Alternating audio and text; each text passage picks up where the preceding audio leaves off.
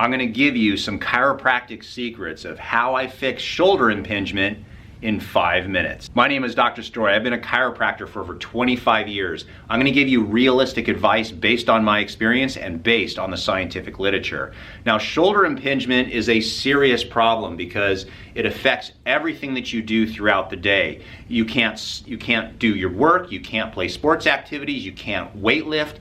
Everything is affected, even at nighttime sometimes. Many people have a difficult time sleeping because of shoulder impingement.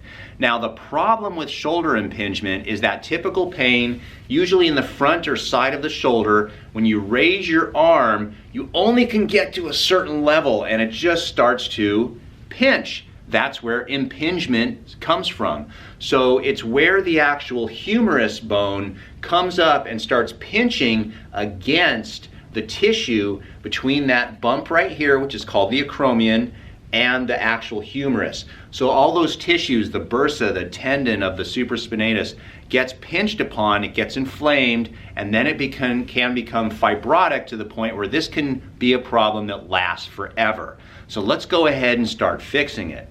The main culprit for most of the impingement that I see in my office is a weakness of a muscle called an infraspinatus, which is actually in the back of the shoulder. And the purpose of the infraspinatus is to bring the humerus down and pull it downwards so that it does not pinch the acromion.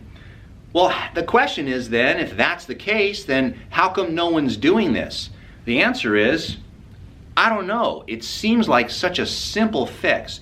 So I'm going to show you one exercise right now on how to strengthen your infraspinatus muscle. So what you're going to need is a cord, and I'm going to put a link down below to Amazon. I'm an Amazon affiliate. If you want to buy the cord that I'm recommending, go for it and buy it. If you want to get something different, look at the one that I'm showing you and find something comparable. It's totally up to you. I don't really care what you get, as long as you get the right information. But a bungee cord like this, an exercise cord, is vital because you're going to need to do high repetitions, and you're going to need that resistance that changes with the length of the cord. Now, what you're going to do is you're going to have great posture. You're going to put a fist in between your elbow and your side, and that gives you a proprioceptive ability to know if your elbow is moving. Right now, I'm showing you an example of improper movement where the elbow is moving side to side. It's not moving well,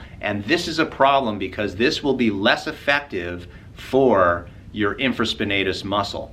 Now, if you keep your elbow close to your side by having your fist right there, it's going to pre-position the muscle just perfectly so that when you do the exercise and you start going out and in and out and in, you're going to start really feeling the burn of that muscle. Now, typically the referral pattern is in the back of the shoulder as well as on the back side of the shoulder. If you start feeling fatigue when you're doing that, then you're doing it right. In addition to that, you need to do high repetitions. And when I say high repetitions, I mean in the neighborhood of 20 to 30, and you're going to do 3 sets of this once a day. And what you're going to start noticing is after a very short period of time, the impingement of the upper part of the shoulder starts to go away. Now, everyone is different. Some people have had shoulder impingement for a short period of time. Some people have had it for years.